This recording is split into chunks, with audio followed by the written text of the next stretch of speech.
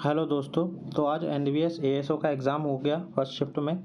ठीक है, जो अभी चल रहे थे असिस्टेंट सेक्शन ऑफिसर का, तो मैंने भी दिया था। तो मैं आपको एनालिसिस बताऊंगा कैसे क्या हुआ और किस सेक्शन में क्या पूछा और कैसे पूछा।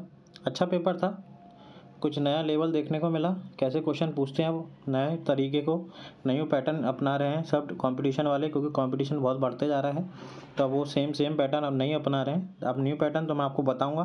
तो जो एसएससी में है वो भी देख सकता है, जिसने एनवीएस दिया वो भी देख सकता है, और जिसका एएसओ का एग्ज़ाम हो तो वो भी देख सकता है। ठीक है, और जिसका हो चुका हो तो वो अपने कमेंट सेक्शन में अपने अटैम्प्ट बताए और कैसा रहा उसका एग्ज़ाम वो भी बताए। तो अपन देखेंगे कैसा क्या रहा। तो देखो, पहले था रीजनिंग एबिलिटी पार्ट 1 में। तो रीजनिंग एबिलिटी की बात करें तो reasoning ability easy to moderate ही आई थी। 25+ तो इजीली डुएबल थे, जिसमें कुछ कुछ क्वेश्चन थे टाइम टेकिंग, बट 25+ तो आप कर सकते थे। और रेलवे और एसएससी की बेस्ड थी, ज़्यादा बैंक लेवल के नहीं पूछी थी। एक दो क्वेश्चन थे जो सीटिंग अरेंजमेंट के, तो वो थोड़ा टाइम टेकिंग थे, रैंकिंग के क्वेश्चन थे। तो बाकी तो ठीक था, डुएबल था, 25+ आप कर सकते थे। अब सेकंड देखेंगे क्वांटिटी एप्टीट्यूड। तो इसमें कुछ नया न्यू पैटर्न देखने को मिला मुझे।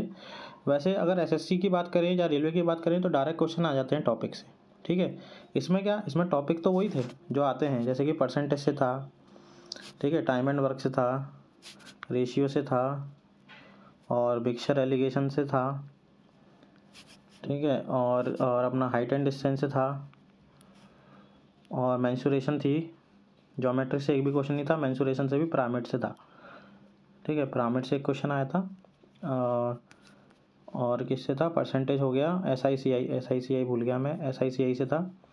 ठीक है, तो ये क्वेश्चन थे।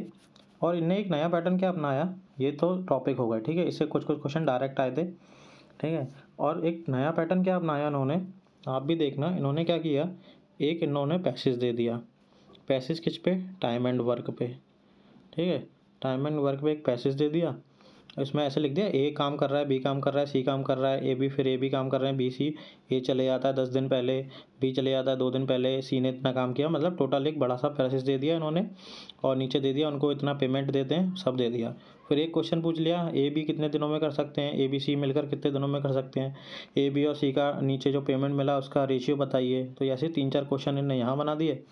ऐसे ही उन्होंने एक पैसेज किस पे दिया था, पार्टनरशिप पे एक पैसेज दे दिया था। ठीक है, पार्टनरशिप के क्वेश्चन कि ए इतना इन्वेस्ट कर रहा है, बी इतना इन्वेस्ट कर रहा है, सी इतना कर रहा है। ए ने 4 महीने बाद इतने निकाल लिए, फिर और बी ने इतना और इन्वेस्ट कर दिया, सी ने इतने निकाल लिए, और 1 साल बाद इतना, और फिर दूसरे साल में इन्होंने इतना निकाल लिया। इन्होंने 4-5 महीने के लिए रखा, मतलब ऐसा करके एक बड़ा सा पैसेज दे दिया, और उसमें क्वेश्चन दे दिए 4। ठीक है, कि ए बी सी का रेशियो बताइए 1 साल बाद, 2 साल बाद कितना होगा उसका रेशियो बनाइए, प्रॉफिट कितना कितना डिवाइड होगा वो रेशियो बताइए। तो ऐसे 4-5 क्वेश्चन इसमें, 4-5 क्वेश्चन इसमें। तो ये नया पैटर्न देखने को मिला, तो अच्छा था पैटर्न। तो आप लोगों की जैसे रीजनिंग में होता है ना, ऊपर पूरा डेटा दिया रहता है, नीचे क्वेश्चन, ऐसे इसमें दे दिए। ठीक है, तो ये नया पैटर्न अपनाया कुछ, तो अच्छा लगा, तो आप देख सकते थे। वैसे मैथ के क्वेश्चन कैलकुलेटिव ज़्यादा थे, बट मॉडरेट ही थे, ज़्यादा टफ तो थे नहीं, मॉडरेट थे।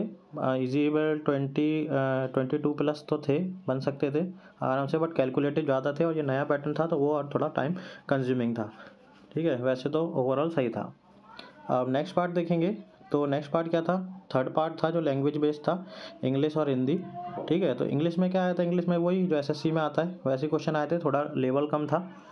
और कुछ आए ना, एक्टिव पैसिव आए नहीं। पैराजंबल आए थे, एंटोसिनो आए थे, और अपना फिलअप आए थे, और एक पैसेज आया था।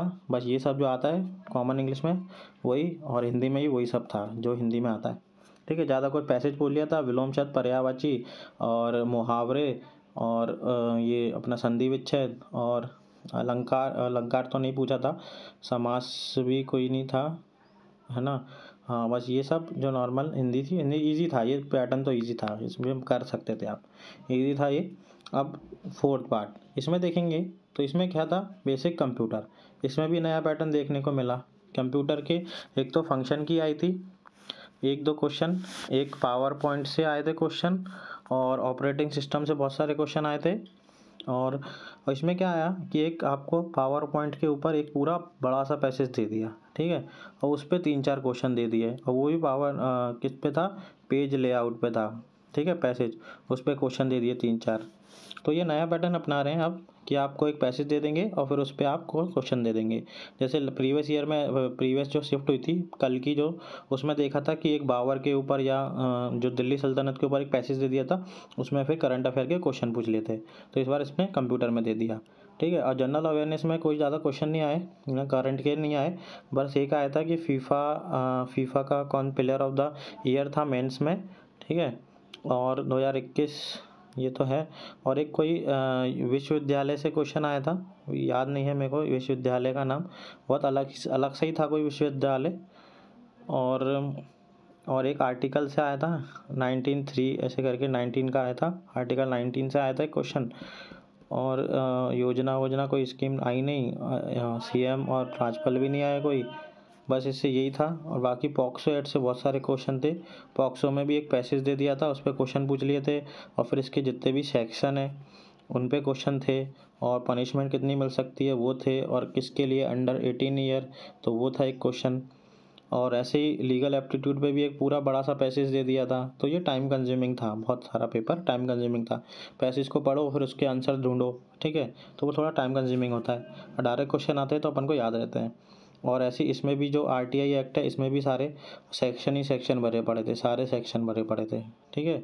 तो पेपर मॉडरेट था, इजी नहीं कहेंगे, टाइम टेकिंग था, टाइम कंज्यूमिंग बहुत हो रहा था। और मैथ भी कैलकुलेटिव थी, और इसमें बहुत टाइम कंज्यूमिंग, क्योंकि इनमें पैसेज ही पैसेज भरे पड़े थे, मतलब पूरा पेपर ही पैसेज से था, ठीक है। तो ओवरऑल ये मेरा रिव्यू रहा है। आपको अगर अच्छा लगा तो लाइक करिए और चैनल को सब्सक्राइब कर लीजिए। और अपने अगर आपने NVS का पेपर दिया हो तो कमेंट सेक्शन में अपना अटेम्प्ट बताएं या फिर अपना पेपर बताएं कैसा क्या गया। Thank you very much.